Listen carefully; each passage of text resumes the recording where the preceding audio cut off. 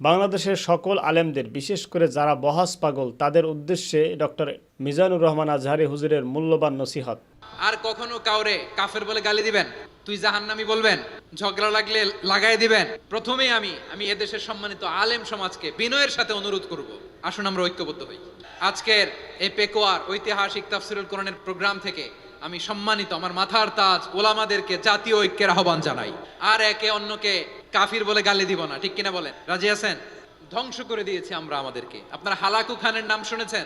মঙ্গল অধিপতি Hulagu Khan বাগদাদের আমাদের বিশাল দারুল হেকমা লাইব্রেরিকে ধ্বংস করেছে। 10 লক্ষ মুসলমানদেরকে কচুকাটা করে গণহত্যা করেছে। আমাদের সভ্যতা সূতিকাগারের কেন্দ্রবিন্দু ছিল বাগদাদ। ইরাকের বাগদাদে যেদিন সে রক্ত নিয়ে হোলি খেলা করে, ওই দিনও বাগদাদে বাহাস চলতেছিল, আমাদের বাহাস।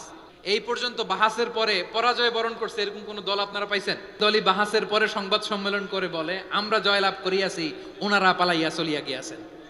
নিজের জ্ঞান জাহির করার জন্য বাহাস করে, বিপক্ষ দলের আলেমকে ছোট করার জন্য বাহাস করে। এই সমস্ত বাহাসের দিন শেষ, ঐক্যবদ্ধ হওয়ার বাংলাদেশ। হালাকু খান সে দারুল হেকমা লাইব্রেরি জ্বালিয়ে পুড়িয়ে দামি দামি ঐতিহাসিক তুরাসি ক্লাসিক বইগুলোকে দজলা নদীতে ফেলেছে। পুরা দজলা নদী কালো হয়ে গিয়েছে। 10 লক্ষ মুসলমানকে গণহত্যা চালিয়ে এই রক্তের বন্যা যখন দজলা নদীর পানিতে মিশে গিয়েছে, দজলা নদীর পানি লাল হয়ে গিয়েছে। যেই দিন বাগদাদে গণহত্যা চলে, ওই দিনও বাগদাদে বাহাস চলতেছিল। কিসের বাহাস জানেন? মেসোয়াক, ডান মারি থেকে করা সুন্নাহ, এটা আমরা জানি। এখন কি উপরের মারি না নিচের মারি?